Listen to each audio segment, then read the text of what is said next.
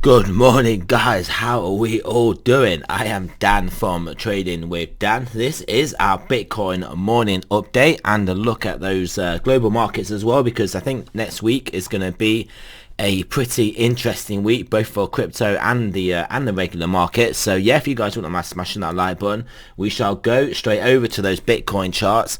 But yeah, Bitcoin pretty much tops out here in the short term on a 4-hour 9 at our next horizontal level of resistance. Don't really have many horizontal levels to look at anymore, other than just this one, which we did briefly stop at. The one that we have pretty much stopped at now, and then basically the all-time high, and then we go into price discovery. Obviously we all know the ETF is confirmed, so we've got to wait for CMEs to open and digest that market, and just the wider general Monday to Friday market that clearly isn't buying Bitcoin over the weekend. But yeah, that should be interesting. But yeah, obviously everything looking good here. We are basically just looking for a local high in the medium term, wherever that may be, to then put in some sideways to down for a prolonged period. Doesn't really have to be down that far, but it could be. But I think we just need to put in like 1 or 2 weeks in a relative sideways range. But yeah, anywhere within this level will be good. If we can have another nice leg up, maybe a pop up tomorrow morning, or maybe even the evening when futures open, then yeah, potentially we could put in a top and then trade some sell the fat price action. But yeah, generally speaking, all looking good. We are still bullish trend. The trend is your friend, and obviously bullish trend is our best friend. But yeah, so everything looking pretty good in crypto, in Bitcoin. I mean, like I said, we've got to expect a pullback at some point. Nothing goes up in a straight line, but that is an easy thing to say. We've got to expect a pullback, but trading wise, it depends where that pullback comes from. And I mean, I don't think it's gonna. I wouldn't think it's gonna come in here. I think we take out the all-time high. We're quite close. Have a bit of price discovery, get a bit wet and wild up here, maybe get into the 70,000s, and then play some more ranging price action.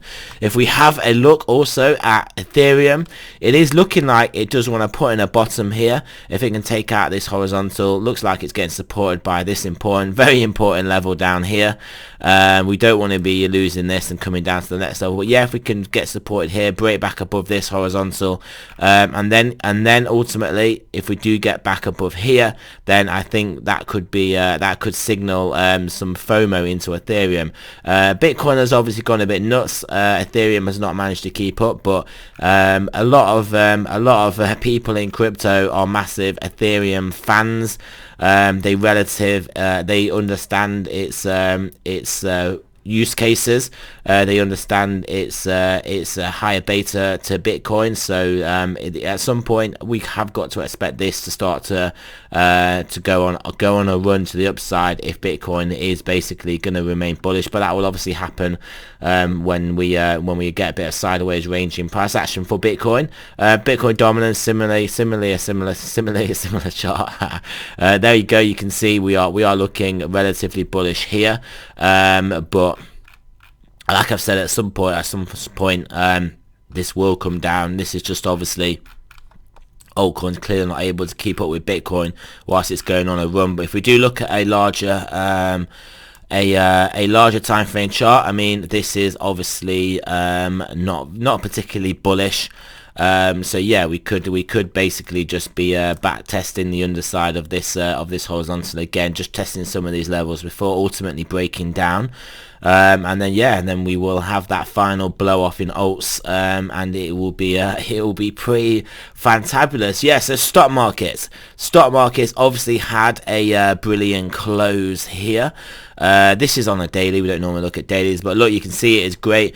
Support at these levels, back above here, looking to try and take out this horizontal where literally we go we just go basically crack up boom. Ludwig von Mises, Austrian school economics, crack up boom, look it up. We are in the bubble of everything. That is basically what is going on here. But yeah, so there you go. You can pretty much see we are heading for that. We will obviously most likely get a pullback or some sideways consolidate underneath. I don't suspect we're going to blast straight through, but the paradigm in my opinion has now changed. Bond yields were getting stronger. Bond yields were rallying, so bonds were selling off in the face of inflation. But as soon as the Fed actually had to start getting relatively serious, as serious as a Mickey Mouse institution such as the Fed can get, but as soon as they started getting relatively serious with their concern for inflation and potential action, that is the point that the bond market is basically going to top and then start to roll over, because all they're going to do is basically destroy the growth going forwards. If the market even thinks there's a chance they will do any sort of tapering or tightening, then obviously then we end up with bad economic conditions, and we end up basically with them having to do a Powell pivot, of which he has already done one, a Powell pivot, and then I think that's one was in 2018 when there's like watching paint dry, bang, 17% crashing basically stocks, and the repo market blows up.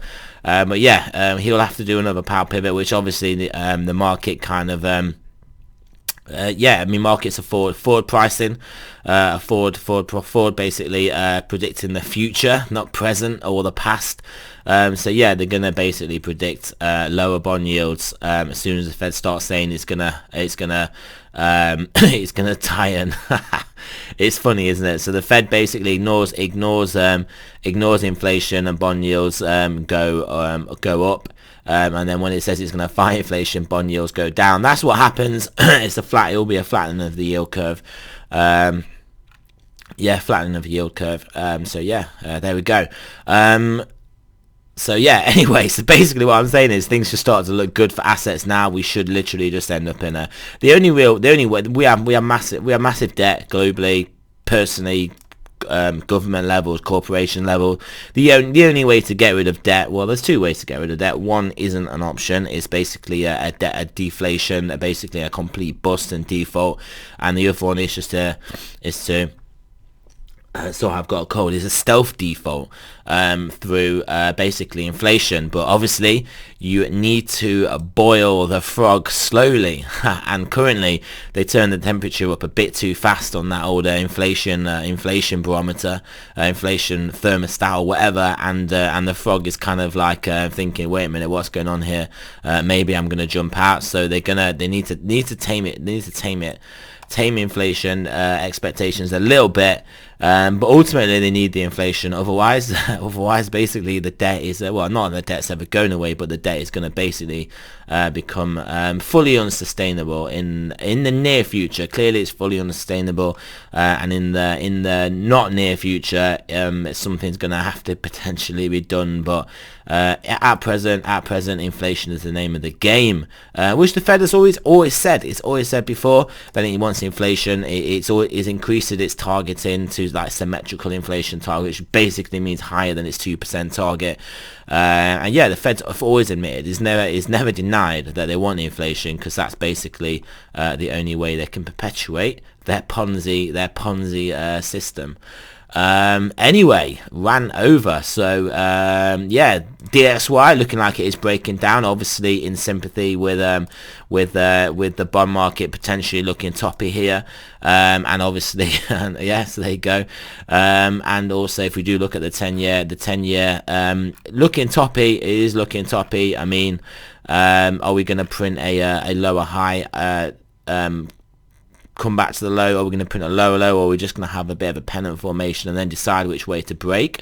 We shall have to see, but like I said, my view is basically into this Q4 that we have a reflation trade. We have a dollar down, bond yields down, stock market up, Bitcoin up, into probably maybe even deep into Q1, just on the basis that things do last longer than you expect.